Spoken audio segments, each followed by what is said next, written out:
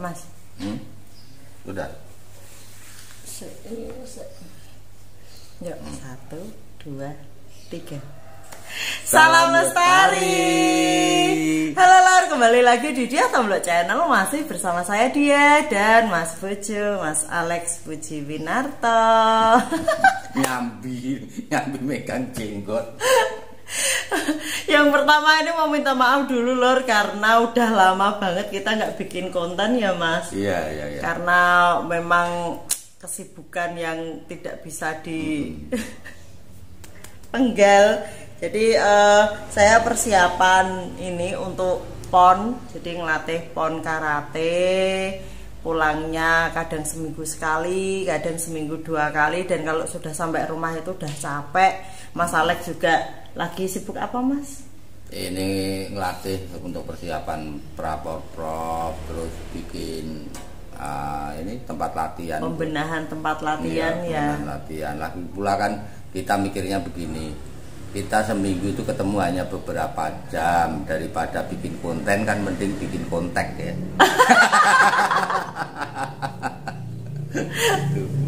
Mas, ini kok pakai pakaian Jawa ini apa karena ini suro gitu, jadi harus selalu pakai pakaian Jawa atau gimana?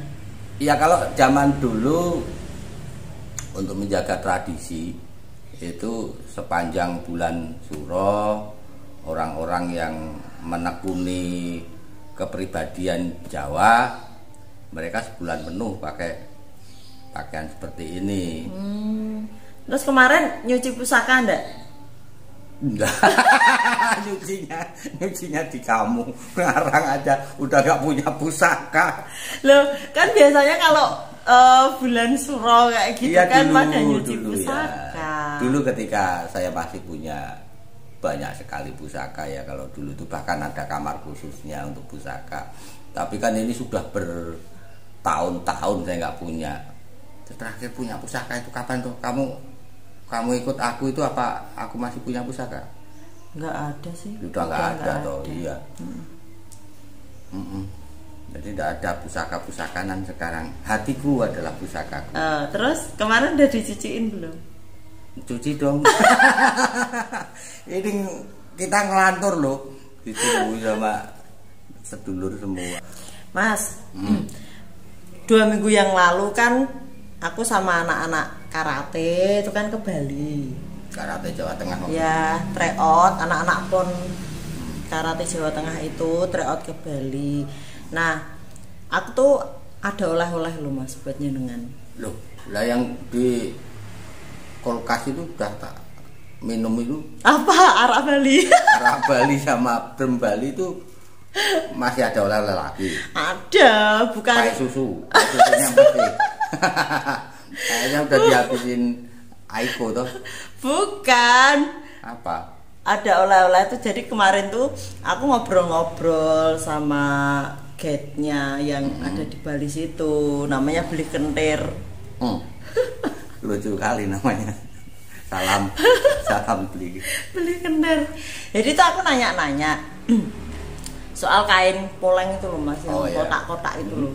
Jadi kan kalau di Bali itu banyak pohon-pohon itu kan pada dikasih kain itu. Nah, nanya kenapa gitu, apa ada pohon-pohon tertentu yang dikasih itu, atau semua pohon dikasih itu, atau tempat yang angker dikasih itu gitu. Dan katanya si Beli itu, jadi manusia itu harus saling menghargai gitu loh Mas. Jadi menghargai terhadap binatang, terhadap tanaman, terhadap alam, itu saling menghargai. Nah, yang dikasih kain poleng itu biasanya pohon-pohon yang sudah berumur ratusan tahun gitu.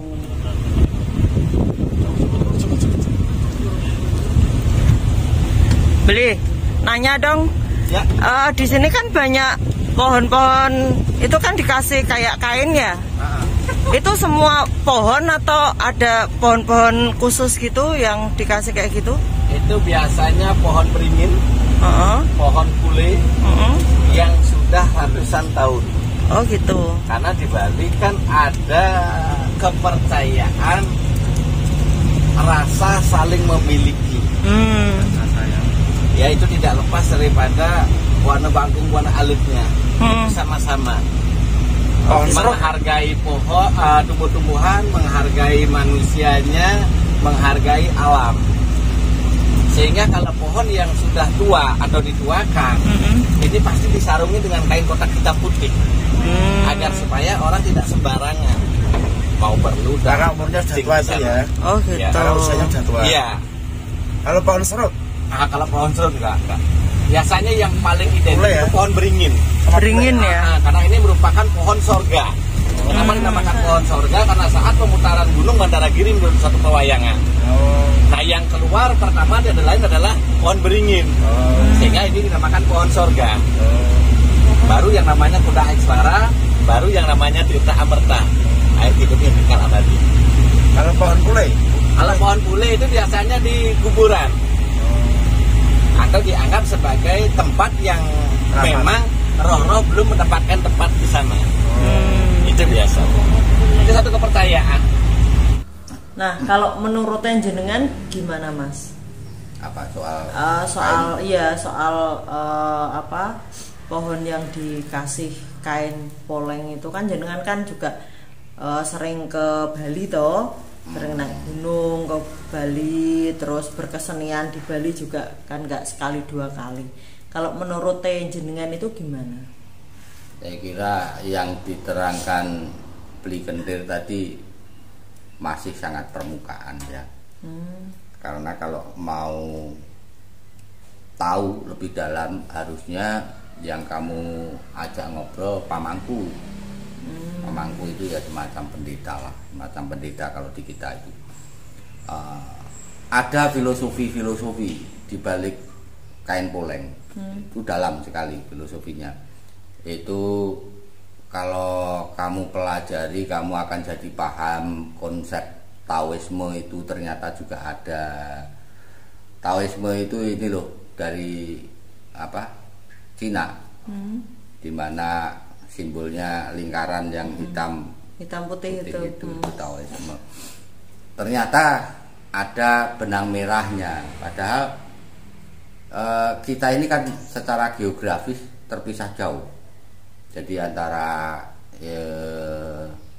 khususnya Bali ya, tapi Bali itu kan akarnya dulu dari Majapahit, dari Jawa. Nah sama Cina itu kan jauh, tapi ada benang merah spiritualitas. Nah itu yang namanya agama. Jadi setahu saya kain poleng itu ada beberapa, jadi nggak cuman hitam putih gitu. Ada yang hitam putih, ada yang hitam putih abu-abu. Nah ini filosofinya sudah beda. Terus kalau besar kecil kotaknya itu pengaruh enggak? Kalau itu kurang tahu, itu jelas kurang tahu. Kalau kurang tahu saya nggak berani jawab. Gitu. Terus ada juga yang berwarna kuning biasanya. Enggak, ada yang merah, hitam sama putih. Bukan, kalau ada kan kayak kain kuning gitu juga buat. Iya ada. Tapi kan kamu bilang biasanya kuning, enggak cuma itu, ada juga yang hijau. Gitu. Tapi sebenarnya itu filosofinya hampir sama lah, antara hitam, putih, abu-abu, terus warna apa lagi. Intinya terdiri dari 3 warna sama 2 warna. Kalau yang 2 warna itu adalah semacam keselarasan. Jadi ada hitam, ada putih, ada laki-laki, ada perempuan, ada yang orang bilang baik, ada yang orang bilang buruk. Selalu begitu. Ada siang, ada malam. Nah ini harus selaras, gitu. Harus selaras. Tidak ada yang lebih buruk, gitu. Jadi katakanlah pohon itu tidak lebih rendah dari manusia. Itu filosofi Bali. Karena itu apa yang dikatakan Beli Kentir tadi benar. Karena ini pohon sudah berusia ratusan tahun, manusia harus memberi penghargaan. Berarti dia itu sudah menaungi dengan daunnya itu berapa lama, sudah memberi kehidupan pada burung-burung yang makan buahnya, mungkin juga malah orang. Kemudian ranting-rantingnya bisa dimanfaatkan juga oleh manusia. Nah, ini perlu penghargaan. Jadi ada dibalik menempatkan itu, jadi menyelimuti dengan kain itu ada rasa menghargai. Nah, itu benar gitu. Sama mungkin ini ya Mas ya, kalau pohon gitu dikasih kayak gitu, orang kan jadi tahu oh ini berarti pohon yang mungkin sakral atau bagaimana, orang jadi. Nah, dulunya saya beranggapan begitu. Jadi nggak pipis di situ atau apa ya, kayak gitu. Tadinya waktu awal-awal aku ke Bali, belum kenal pamangku, belum banyak ngobrol sama teman-teman masyarakat di Bali. Aku pikir ya karena aku orang Jawa, artinya orang Jawa yang baru pertama kali ke Bali kan, mikirnya wah itu berarti angker. Enggak begitu. Ada dua tujuannya.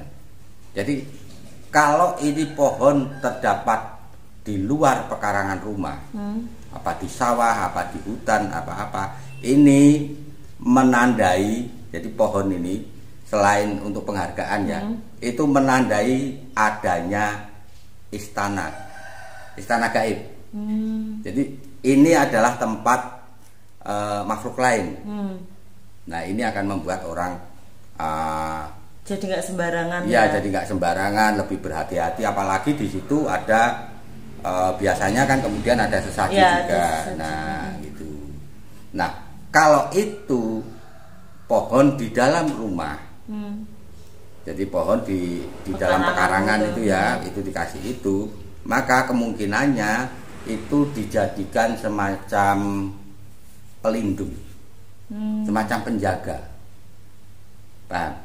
Supaya kalau ada maksud buruk kelihatan atau tidak, baik kelihatan atau tidak, maksudnya orang yang berniat mencuri atau makhluk halus yang berniat nggak baik itu tertangkal oleh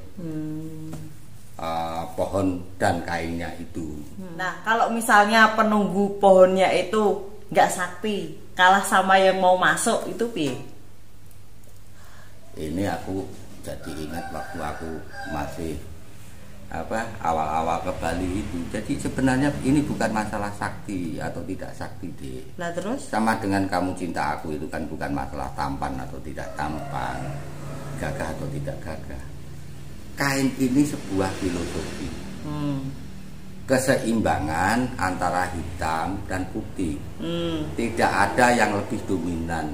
Hitam, jumlah warna hitam di situ tidak lebih banyak daripada yang putih. Juga sebaliknya, yang putih tidak lebih banyak daripada yang hitam.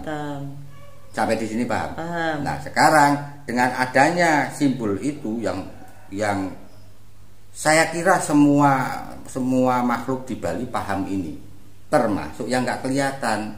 Itu kan semacam diingetin. Aku ini ya, misalnya aku jadi hantu jahat yang sakti, super sakti, mau masuk ke rumah. Begitu melihat hitam putih itu, aku sudah mikir, ya aku sama dia, aku lebih kuat. Tapi kalau aku jahat terhadap mereka, keseimbangan ini tidak tercapai. Itu. Tapi kalau aku jadi makhluk jahatnya, aku datang hitam putih, tapi aku tahu betul bahwa yang di dalam koruptor, tak makan. Oh gitu. Karena keseimbangan. Gitu loh. Jadi ini menjadi lebih penting simbol ini daripada sekedar sakti atau tidak sakti gitu. Jadi ini mengingatkan ada harmonisasi antara hitam dan putih. Gitu. Mas, terus tadi kan jenengan juga cerita ada yang 3 warna kan, hitam putih abu-abu atau merah putih hitam, hijau putih hitam. Nah itu filosofinya itu bagaimana? Kalau tadi hitam putih itu kan keselarasan, keseimbangan. Nah kalau misalnya yang 3 warna itu filosofinya bagaimana? itu mengacu, setahu saya ya, mengacu pada 3 dewa. Siwa, Brahma, Wisnu. Gitu. Jadi 3 warna itu melambangkan itu. Paham? Paham melambangkannya, tapi bagaimana gitu? Bagaimana maksudnya, apanya?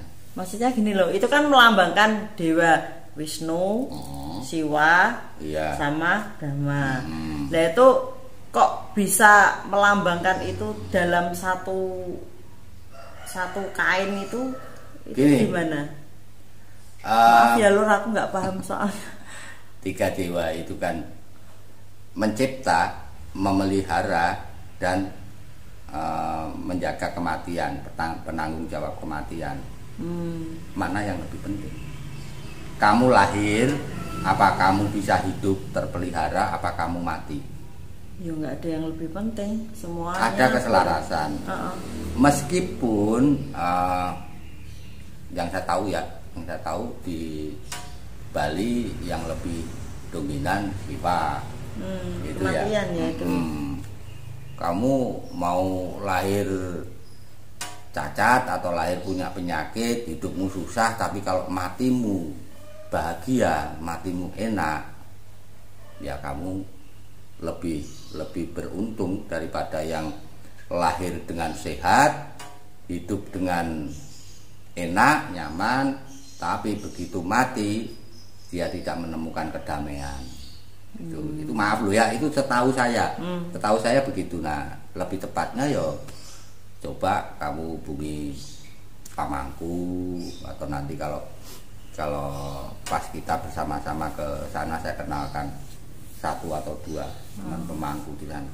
Iya kan nggak tahu pamangkunya. Tapi mengenai penggunaannya, terus kain yang 3 warna itu digunakan untuk apa saja, saya nggak tahu. Dan kalau saya nggak tahu, saya nggak berani komentar. Iya, soalnya aku jarang lihat ada apa kayak pohon atau pokok dikasih itu yang warnanya ada merahnya, ada hijaunya gitu. Paling ya hitam putih gitu tok. Kalau enggak ya yang 3 hitam putih abu-abu itu. Saya kayaknya pernah melihat deh. Dimana? Ada yang dikasih warna waktu naik gunung kayaknya. Berarti itu mungkin di pura mungkin. Kayaknya aku pernah melihat. Nah aku kemarin itu lihatnya itu cuman itu yang hitam putih itu sama kuning gitu. Kalau yang ada merahnya nggak ngelihat. Mas, kalau tadi Beli Kentir kan menjelaskan kenapa yang disakralkan itu kan pohon beringin. Katanya itu pohon surga gitu Mas. Ya, itu piye Mas? Pohon surga itu kan ungkapan aja ya, itu satu ungkapan. Tetapi tadi kan juga ada yang nanyakan soal pohon serut. Pohon yang angker itu kan tidak cuma itu. Jadi awal aku ke Bali itu saya pikir pohon yang di dalam tanda kutip disakralkan ya setiap pohon yang berpeluang ada penghuninya. Tapi kan banyak pohon yang disukai. Bahkan pohon pisang itu kan disukai. Oh. Iya, wewe suka di situ. Oh iya. Iya, tapi kan saya nggak pernah melihat kok pohon pisang diselimutin gitu, nggak pernah. Nah, pohon beringin itu memang pohon yang penting, bukan hanya bagi orang Bali ya, orang Jawa tetap menganggapnya pohon penting. Itu pohon kehidupan, gitu. Karena apa? Itu sampai muncul kan di Gunungan Wayang kan. Nah, kemudian kamu tahu Kalpataru? Kalpataru itu kan tentang lingkungan hidup dong. Simbolnya apa? Beringin tuh. Iya, beringin dengan ini apa yang rimbun dengan akar-akarnya itu. Gitu. Jadi pohon beringin secara spiritual itu memang masih penting, bukan hanya bagi orang Bali, orang Jawa juga penting. Nah, pada saat saya belum menekuni filosofi Jawa itu, aku berpikir bahwa pohon beringin itu tempat orang-orang yang kafir menyembah setan gitu loh. Karena apa? Karena setan itu kan pinter. Begitu tahu bahwa pohon beringin itu penting secara spiritual, maka dia suka menempati di situ. Supaya apa? Disembah-sembah. Nah, sengaja atau tidak disembah gitu. Misalnya begini, nah dia pas di depan, dia gaya-gaya kalau kamu bisa lihat dia gini-gini, gitu. Nah kalau aku pas begitu tak barang sandal loh. Emang kena? Ya enggak kena, tapi kan dia tahu bahwa aku nggak suka, gitu loh. Minimal kan begitu, gitu. Karena ketika saya berada di bawah pohon itu, manembah saya itu pada Tuhan, bukan pada. Iya, sama dengan kalau di rumah, jadi dimanapun kita begitu sikap begini ini yang disembah Tuhan, nggak ada yang lain. Kalau ada yang lain berani berada di antara saya dan Tuhan, itu menjadi urusan yang panjang itu nanti gitu loh. Nah, kita sendiri harus menjaga agar tidak ada oknum makhluk-makhluk jelek itu yang berlagak menjadi perantara antara Tuhan dan kita. Gitu. Tapi ya bahwa pohon beringin punya nilai spiritual yang sangat penting. Mas, kalau pohon pole tadi kan bilangnya pohon pole itu kan biasanya ada Pule. di pule ya. Mas, kalau pohon pule itu tadi Blekender kan juga menjelaskan kalau pohon pule itu kan ada di kuburan ya, biasanya. Ya, di kuburan. Nah, itu dipakai untuk arwah-arwah yang belum mendapatkan tempat di sana gitu. Itu piye Mas? Nah, itu yang indah dari orang Bali kan di situ. Mereka itu tidak hanya menghargai pohon yang dianggap pohon dari surga, tapi pohon yang menjadi sarang makhluk yang masih bergentayangan pun itu perlu untuk diperhatikan, gitu loh. Paham nggak? Perlu mendapatkan perhatian meskipun di dalam hati itu tidak sama, tetapi laku lahirnya itu tetap sama. Orang Jawa juga gitu loh. Kamu itu loh, kalau menurut ajaran Jawa misalnya sebel sama orang, kemudian ketemu, itu kamu begini atau monggo, yang mana? Nah, orang Jawa. Monggo, nggak peduli hatimu seperti apa, itu monggo. Nah, itulah makanya belangkonya orang Jawa itu ini bendol itu di belakang gitu. Jadi sakit hati apa-apa itu nggak boleh diperlihatkan gitu. Itu karena itu. Jadi tata lahirnya itu tetaplah sama, meskipun dalam hati itu beda. Gitu. Nah, itu hebatnya orang Bali. Jadi mereka memberi penghargaan kepada setiap elemen kehidupan. Meskipun orang luar akan melakukan dikotomi ya, ini baik, ini buruk. Yang baik ya kita baikin, yang buruk ya kita jelek-jelekin gitu. Itu Mas. Ya. Lanjut yuk. Ini aku mau membedah oleh-oleh yang lebih berat lagi, Wijen. Wah, apa itu? Soal leak, Mas. Ya. Soalnya aku kemarin itu sempat tanya sama Blekender juga tentang leak. Apakah leak itu di Bali itu masih? Ternyata itu masih dan dilestarikan. Iya. Di Bali ada kecenderungan, meskipun sekarang aku sudah cukup lama nggak ke Bali ya, tapi saya menangkap sejauh pemahaman saya tentang teman-teman Bali itu, mereka punya konsistensi gitu loh. Mereka tetap akan mempertahankan apa yang mereka yakini sebagai satu kebenaran. Jadi kenapa sampai sekarang mereka bisa menjaga tradisi sehingga menjadi nilai jual tersendiri, itu kan karena itu. Jangan ngusah toh, jangan dibahas sekarang. Bahas di konten berikutnya aja ya. Loh, kamu tadi katanya mau tanya lah, ini dijawab malah. Iya Mas, buat konten berikutnya aja. Oke Lor.